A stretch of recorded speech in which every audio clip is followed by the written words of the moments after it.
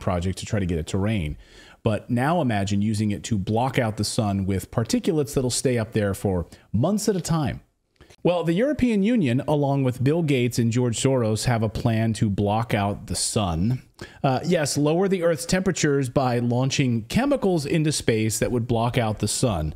What could possibly go wrong? Well, we'll get to their plan in a moment, but first you might have picked up a newspaper lately that told you the Earth is boiling. That's the headline across multiple newspapers. It's so hot that if you bring a glass of water outside, it will boil in your hands. Pictures of wildfires and newspapers also making headlines are all the fault, apparently, of global boiling.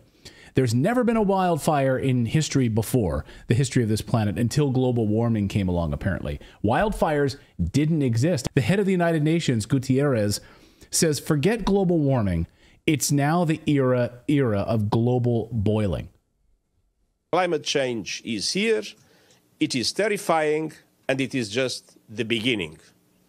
The era of global warming has ended, the era of global boiling has arrived. Okay, so now just FYI, say goodbye to global warming. It's now global boiling.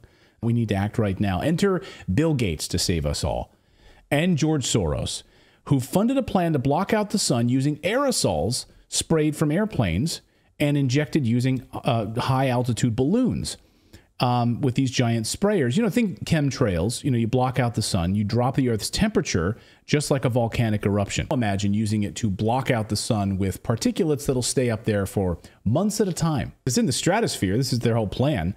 So this is exactly, they want to do this now on a global scale. The EU, Bill Gates, George Soros, they want to do this.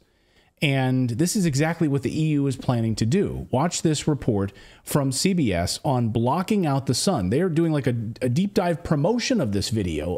They're doing like a deep dive promotion of this entire plan. Just look how they're sort of jolly about talking about it. Watch.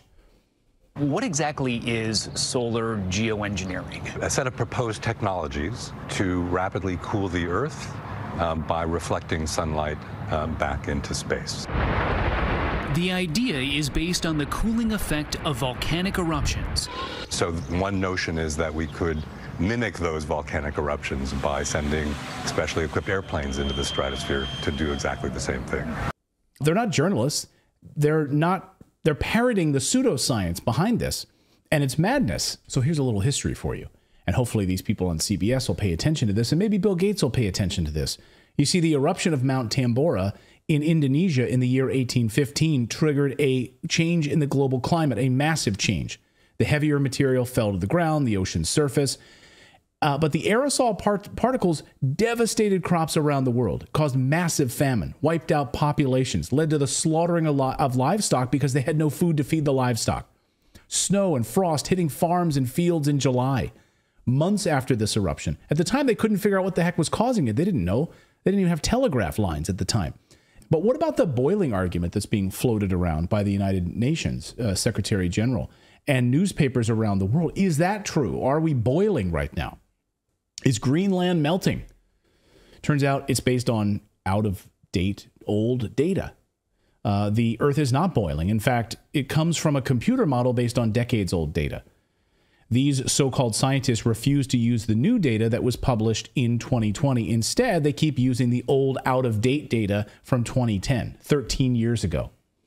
If they did use the new data, they would see that the Earth's temperature has dropped slightly, and Greenland's melting of ice actually went in the reverse.